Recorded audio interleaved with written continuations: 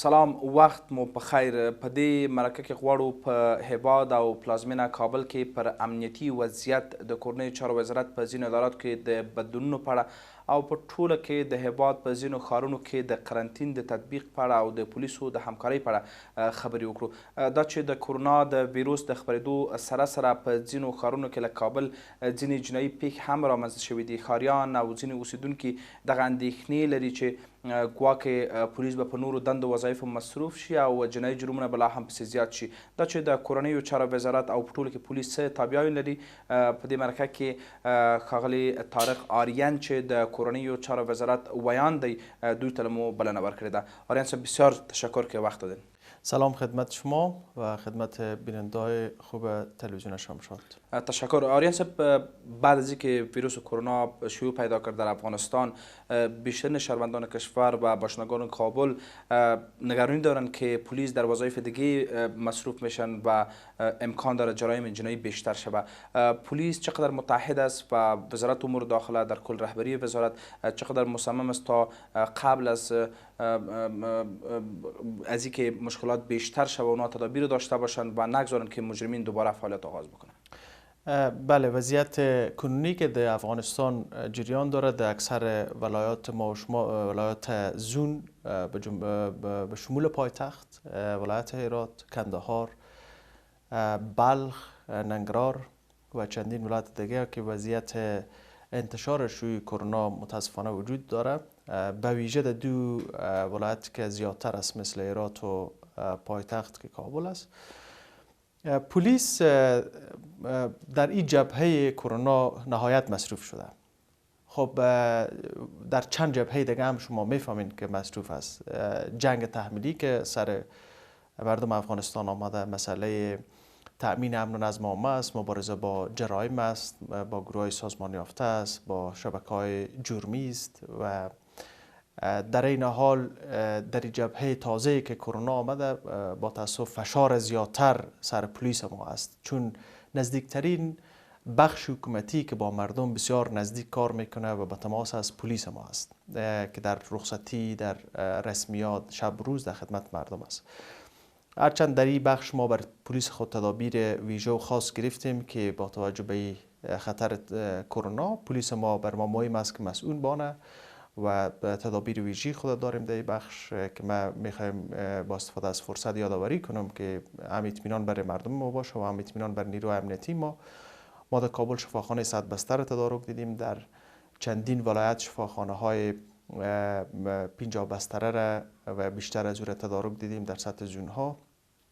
در این حال بسته و پکیج های صحی را بر تمامی قطعات جزو تامای ما توزیع کردیم. یک بودجه خاص به تمام ولایات در بخش‌های امنیتی تخصیص داده شده، اونا مصرف میکنن که چطور ما پلیس خود بتونیم مسئول نگاه کنیم.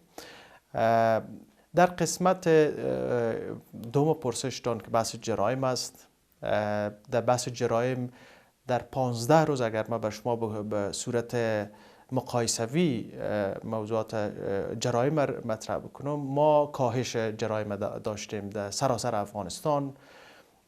به مقایسه یک ماه قبل ما کاهش تقریبا چند درصدی را داریم. در کابل همچنان. خب جرم و جرایم شما میفهمین یک پدیده اجتماعی است و این در تمامی جوامع وجود داره، اما در افغانستان بنا به عواملش که زیاد است این پدیده همیشه در حال اتفاق افتادن هست. ما در حداقل نزدیک به یک ماه گذشته در کابل بالای 100 تن در قسمت جرایم بازداشت کردیم که اینا مجنونی بودن که دست به جرایم گوناگون زدن، از جمله سرقت، قتل و مسائل مختلف جرمی. اونا در توقیف هستن. یک تعداد هم که اگر از ساحه متواری شده باشند زیر تعقیب نیروهای کشفی ما قرار دارند. اما آنچه که مقایسه ما را نشان میده با توجه به ماهای قبلی یک کاهش در قسمت جرایم ما داریم، اما پلیس از دید پلیس هیچ جرم پنهان نمیماند، چرا که جرم وقتی اتفاق میفته پلیس وظیفهش آغاز میشه. پیش از او یک این نقطه ذهنیت جرمی مربوط به شهرونده است، مربوط به خانواده است که چطور خانواده با ذهن مجرمانه برخورد میکنن. به گونه نمونه ما یک حادثه بسیار دلخراشه که در منطقه دوغاباد کابل رخ داد. شما خبر دارین سر گودی پرانبازی 3 نفر از شهروندان کابل کشته شدند. یعنی این مسئله نیست که به قتل بیانجامه، اما اینمی بس نیاز داره که سرش کار شود که چرا به خاطر یک موضوع بسیار عادی 3 نفر جانای خود از دست میتن و وقتی یک جرم اتفاق میفته پلیس وظیفهش آغاز میشه که مجرم را پیدا بکنه و مو عملکرد جرم را بررسی بکنه و عامل قضیه را دستگیر بکنه و به اساس همو قانون که وجود داره پس از 72 ساعت دوسیهش رسمی بسازن. یعنی ما به دو نوع مسئله در بحث جرم مواجه هستیم. یکی مسئله ذهنیت مجرمانه است، یک مسئله فعلیت مجرمانه است. در ذهنیت مجرمانه قبل از اینکه وظیفه پلیس آغاز شود وظیفه همه شهرونده است که ما چطور در فضای خانواده خود، در اجتماع خود ذهنیت را سر ذهنیت ها کار میکنیم که جرم اتفاق نیفته، فرهنگ بالا بره و تقویت شود، دانش بالا بره و آگاهی دهی شود در بین فامیلا و خانواده ها. مثلا نمونه دیگر که من امرایتان شریک میکنم در بحث مسابقات فوتبال 2 برادر با هم درگیر میشن، یکی به قتل میرسه. در تو قضایا چون در درون خانواده اتفاق میفته نیاز است که سر ذهنیت سازی در قسمت جرم بحث های عمیق‌تر شود. ولی در قسمت فعلیت مجرمانه که بحث پیگیری است وظیفه پلیس آغاز میشه و نیروهای امنیتی و کشفی ما تلاش رانی است که چطور بتونن با مجرم و با مظنون برخورد قانونی اصولی بکنن و اگر مواردی را ما متوجه میشیم که نیاز به پیگیری داره و پیشگیری پلیس تمام تلاش خود به خرج میده. همکاری مردم نیاز است. این نکته بسیار مهم است که من مطرح بکنم که ما باید برای مجرم مسئولیت ندیم. خانواده ها، اجتماع از حمایت مجرم دست برداریم. اگر یک کس مرتکب جرم میشه حمایتش نکنیم، ما بر پلیس اطلاع بدیم که پلیس به اسرع وقت دستگیرش بکنه و یا اگر کسی قصد داره دست به عمل مجرمانه بزنه اینجا نیاز است که خانواده های ما ولو که عضو فامیلش باشه نیاز است که برای پیشگیری و جلوگیری از یک جرم پلیس اطلاع بده که ما پیش از اینکه به عمل یک جرم داخل میشیم ما پیشگیری بکنیم از اتفاق یک جرم و این بسیار کمک کننده است. آریان صاحب در مورد تلاش های نیروهای پلیس در مورد تطبیق محدودیت گشت و گذار در هرات، کابل، جلال آباد و دیگر شهرهای کشور صحبت میکنیم. ما دیشب یک موضوع را دیدم بسیار خوشایند بود که در حوزه 4 کابل که پلیس با درنجر با اسپیکرشان در هر کوچه و پس کوچه میرفت و به خاطر آگاهی آمد در مورد خطرات ویروس کرونا صحبت میکردن. یعنی وظیفه همکاران صحی را انجام میدادن که واقعا خوشایند بوده. در مورد محدودیت گشت و گذار، همکاری با مردم میشه صحبت بکنین؟ پلیس همون شکل که شما گفتین چون در بین اجتماع زیادتر است با مردم سرکارش بیشتر است. شرایط عادی نیست. در افغانستان ما شما روزهای غیر عادی را سپری میکنیم، حالتی که حالت سرخ است برای مردم ما با توجه به فقر و مسائل دیگه. ما فکر میکنیم که در این حالت هر کس هر آنچه از دستش میاد باید برای کنترل وضعیت و برای پیشگیری از اینکه ما آسیب کرونا را نبینیم باید انجام بده. وظیفه پلیس تامین امن و نظم عامه است. یعنی وظیفه پلیس تبلیغ نیست که ما پیام رسانی کنیم، اما ما چون اینمی کار از دست پلیس ساخته است که در ساحات و نواحی مختلف کابل میتونه همزمان که وضعیت را کنترل بکنه پیام و مسیجی که مردم نیازمند هستند در مورد تهدیدات کرونا او را هم همزمان به مردم برسانه و این کار در نواحی مختلف و در حوزات مختلف کابل پلیس ما انجام داده. در قسمت قیود گشت و گذار ما از روز 20 عبور میکنیم. و بدبختانه که در حال از این روز 20 عبور میکنیم که وضعیت هر روز با حالت بدتر شدن میره.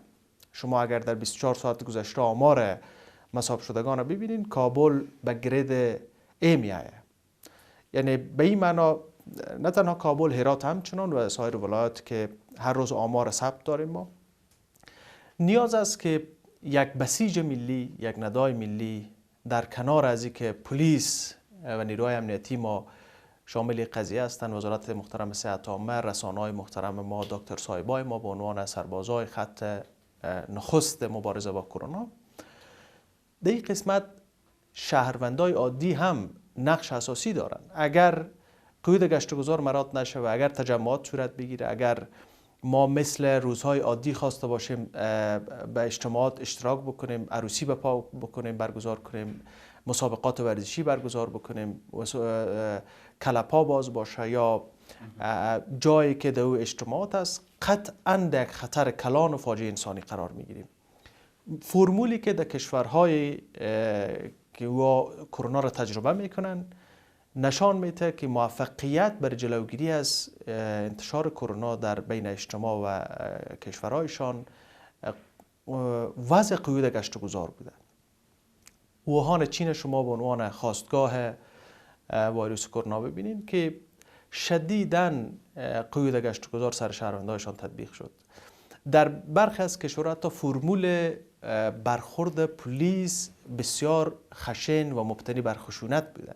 ما در افغانستان تمام توصیه ما و تمام توصیه رهبری وزارت امور داخله برای نیروهای امنیتی و پلیسی است که این وضعیت یک وضعیت استثنایی است. ما شرایط افغانستان را درک میکنیم که ما تا کشورهای نیمه توسعه یافته و کشورهای جهان اولی فرق داریم. ما نمیخواهیم که مردم خود، چون وضعیت کل ما را زیر فشار قرار داده، همین بحث کرونا نه پلیس میشناسه، نه شهروند عادی میشناسه، نه حکومتی میشناسه، نه غیر حکومتی میشناسه.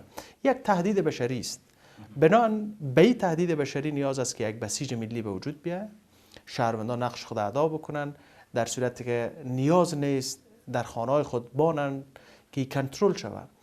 تنها عاملی که میتونه این شعور شدت ببخشه تشکیل اجتماعات است. وقتی ما ابلاغیه میتیم که اجتماعات صورت نگیره، اجتماعات را برگزار میکنن برخی از شهروندا، این تهدید برای خودشان است، تهدید برای خانواده‌هایشان است.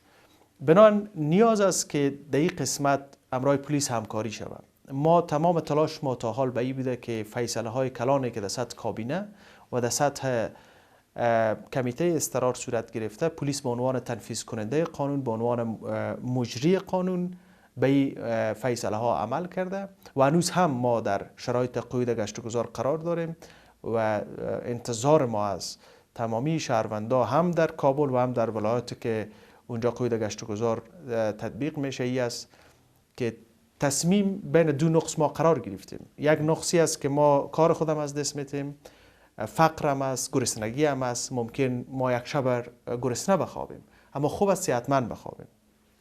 یا ای که ما تصمیم به این میگیریم که در اجتماع برایم و با استفاده از این فضا کوشش بکنیم که در اجتماع باشیم، کاروبار بکنیم. یک مدت رو ما فکر میکنیم یک حوصله‌مندی عمیق نیاز است که تصمیم بین مرگ و زندگی است. بله، نگرانی همین است که بیشترین ادارات متاسفانه باید بگیم تعطیل است و شهروندان بیشتر نگران از این هستند که شماره 100 پلیس کابل، شماره 119 وزارت امور داخله و در کل حوزات امنیتی امکان داره یا هم گونه اگر مکمل نباشه نسبی تعطیل باشن، به مشکلات از اونها رسیدگی نشه، به قضای جنایی رسیدگی نشه و مبارزه علیه مجرمین صورت نگیره. چقدر حوزات امنیتی در کابل و در سایر ولایت‌های کشور موظف هستند تا به گونه روتین و مانند قبل وظایف خود انجام بدن؟ وظایف اساسی پلیس به اساس قانون تشخیص شده که پلیس وظیفهش تامین امن و نظم عامه است، مبارزه با شبکه‌های جرمی، مبارزه با پدیده جرم و چیزی که جامعه ما را امن بسازه و جلوگیری از همه پدیده‌هایی که باعث شود که اجتماع را بر هم بزنه. اما چیزی که فعلا رخ داده او یک بحث استثنایی است که در بیشتر از 100 کشور دنیا اتفاق افتاده و این اولویت دنیاست. فعلا اولویت کلان جهان این است که چطور از خطر کرونا ما موفق بیرون بیاییم. در قسمت وظایف اساسی پلیس قطعاً او جزء از خطوط اولی کاری پلیس همیشه بوده. یعنی قطعاً کرونا باعث نمیشه که پلیس از وظیفه اصلی خود فاصله بگیره. من که پیشتر براتون گفتم که ما بالای صدها مجرم را در کل افغانستان طی 15 روز ما بازداشت کردیم، در توقیف است. یعنی این نشان میده که ما در کنار از اینکه در جبهه کرونا مصروف هستیم، پلیس ما مصروف است. مبارزه با جرم و مبارزه با مجرمین هم جز از اولویت هاست که او بتونه که زندگی اجتماعی مردم و آرامش برای مردم حفظ بکنه و تأمین بکنه. بنابراین تمام منصوبین پلیس، رهبری وزارت امور داخله هفته‌وار از طریق کنفرانس های ویدیویی و از طریق VTC به تمامی پرسنل پلیس، منصوبین ارشد پلیس در سراسر افغانستان خطوط کاری از او را ارزیابی میکنن، دستاوردهایشان ارزیابی میکنن. در این حال رهبری وزارت امور داخله برای منصوبین تمام ولایات وظایف اساسیشان بررسی میکنن و در این حال برشان تاکید میشه که برای مبارزه با جرایم و تامین نظم عامه در کنار مسئله کرونا توجه جدی بکنن. آرین صاحب، یکی از مشکل اساسی که یک نگرانی به نیروهای امنیتی و مردم از حضور افراد مسلح غیر مسئول در شهر کابل و دیگر شهرها و همچنین استفاده از وسایط که اسناد قانونی ندارند، سلاح‌های غیر مجوز، این مشکل بارها از طرف وزارت امور داخل کمپاین آغاز شد که تا حد موفق بود، اما بعد از بنابر بعض دلایل دوباره توقف کرد. وزارت امور داخله چقدر مصمم است که با افراد زورمند، اگر غاصب هستند، اگر حمایت از مجرم میکنن و یا هم دست به اعمال فراقانونی میزنن، برخورد قانونی بکنن؟ در سال گذشته ما نزدیک به 700 اسلحه را از نزد افراد مسلح غیر مسئول جمع آوری کردیم که در سال 98 این یک از تعداد کلان است. افراد مسلح غیر مسئول فعالیتشان و حضورشان با استفاده از سلاح غیر قانونی است و در این قسمت نهایت توجه است که چطور افرادی که از سلاح به گونه غیر قانونی استفاده میکنن از پیششان سلاح گرفته شود و اونا بر حسب قانون امرایشان برخورد شود. تعداد هم نیروهای امنیتی ما، پلیس ما در جریان سال گذشته امرایشان برخورد کردند که نمونه آماریش پیشتر براتون گفتم نزدیک به 700 میل اسلحه را ما نزدشان به دست آوردیم. قطعاً تأکید سرقمندان علای قوای مسلح افغانستان، جلالت مآب رئیس جمهور و رهبری وزارت امور داخله و رهبری سکتور امنیتی به است که ما سیستم استفاده و مکانیزم استفاده از سلاح را نظاممند بسازیم. کسی که نیاز به سلاح داره، کسی که نیاز به بادیگارد داره، بخش تازه‌ای که او سر از کار میکنن ریاست عمومی محافظت عامه است که اینا در قسمت نظاممند شدن این سیستم بیشتر کار میکنن که جنرال صاحب خوشحال سعادت رئیس عمومی بخش هستند و یکی از جنرال‌های با افتخار وطن. اینها تلاش به این است که اینمی سیستم نظاممند شود. کسی که سلاح کار داره، کسی که بادیگارد کار داره، از یک آدرس مشخص برش سوق اداره شود. نه هر کس تحت نام بادیگارد، تحت نام افراد محافظ با لباسهای مختلف، با سلاحهای مختلف اینا گشت و گذار بکنن، مردم را آزار و اذیت بکنن، نظم اجتماع را برهم بزنن. قطعاً این برای نیروهای امنیتی ما و برای وزارت امور داخله قابل قبول نیست. تمام تلاشی است که سیستم و مکانیزم استفاده از سلاح بر حسب نیاز. کسی که نیاز به استفاده از سلاح برای محافظت خود داره، سیستم واضح است، او راجستر میشه و بایومتریک میشه و او به اساس هم اصولی که طی مراحل اداری شده برش کار توزیع میشه. و همچنین کسایی که نیاز به بادیگارد دارن، اونا هم این سیستم در حال نظاممند شدن است که از یک آدرس مشخص برای از اینا افراد مسلکی آموزش دیده نظامی برشان سوق شود و اونا از این استفاده بکنن. نه که پلیس به عنوان نقش محافظتی استفاده شود و از پلیس به عنوان محافظ استفاده شود. پلیس وظیفه‌اش محافظ بودن نیست. پلیس باید از نقش محافظتی برآید. تمام تلاش رهبری وزارت امور داخلی است که تمام پلیس هایی که اینا نقش محافظتی دارن با هر کسی که هستن، اینا از حالت محافظتی بیان به تنفیذ قانون. یا حتی در بحث جنگ، وظیفه پلیس جنگ نیست. از صفوف جنگ پلیس در یک حالت که جنگ کنترل شود و ما امیدوار هستیم که طالبان به آتش بس تن به تن که ما به طرف یک صلح پایدار بریم. پلیس به وظیفه اصلی خود برمیگرده که تامین امن و نظم عامه و تنفیذ قانون است، در شهرها مستقر میشه و با یک حالت قانونی برای تامین آرامش مردم فعالیت میکنه. آرین صاحب، در اخیر پیامتان در مورد قیود گشتگذار در شهرها و در کل در مورد تامین امنیت مردم؟ ما روزهای دشوار را سپری میکنیم، روزهایی که هم برای پلیس بسیار دشوار است، فشار سرش است، هم برای شهروندای ما با توجه به فقر و با توجه به مسائل بیکاری که ما داریم. یک حوصله‌مندی را کار داره که با یک حوصله‌مندی بر خود ما تداعی کنیم تا چند روز آینده ما به کدام سو روان هستیم. و همکاری مردم، باز تاکید میکنم، برای از اینکه ما وضعیت مدیریت بکنیم نهایت اساسی است. پلیس قطعا به تنهایی موفق نیست. اگر رابطه پلیس و مردم نباشه هیچ اجتماع نظم نمیگیره. بنابراین اینمی وضعیت فعلی که نیاز به یک حوصله‌مندی داره که ما به طرف شکست دادن کرونا بریم، همکاری پلیس و مردم نهایت ضروری است. البته در این وضعیت همکاری مردم با تمامی سکتورهای حکومتی. بنابراین ما امیدوار هستیم که تا چند روز آینده این وضعیت کنترل شود و قیود گشتگذار برداشته شود و ما و شما به طرف یک زندگی آرام و عادی که در او هم کاروبار آغاز شود و هم تجارت تقویت شود و هم سکتور خصوصی ما و نظام تعلیمی ما دوباره دستگاهش فعال شود. ډیره مننه کوریان صاحب چې وخت مو راکړ. تاسو نه هم ډیره مننه. خورادان درنو لیدونکو، د کورنیو چارو وزارت له ویاند ښاغلي طارق آریان سره مو د پلازمینې او ولایتونو د امنیت په اړه خبرې وکړې. تر بلې خپرونې د خدای په امان. له لیدلو مو مننه.